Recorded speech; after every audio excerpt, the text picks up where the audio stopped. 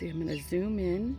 We're at the City Farm Homestead Free Plant and Garden Stand in East Mesa, Arizona.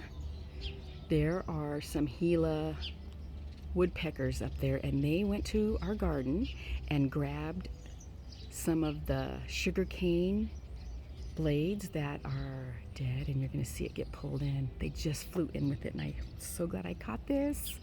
How fun is this? You can't see it though, they're moving in there. I can see it moving.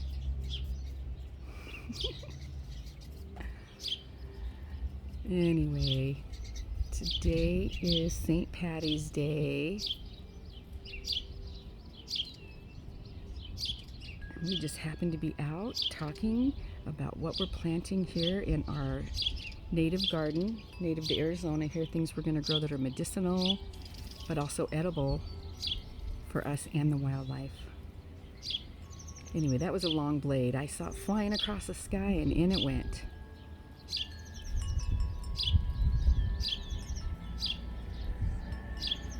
Don't forget to stop by your neighborhood free plant and garden stand and bring your shares labeled, and we hope to see you soon.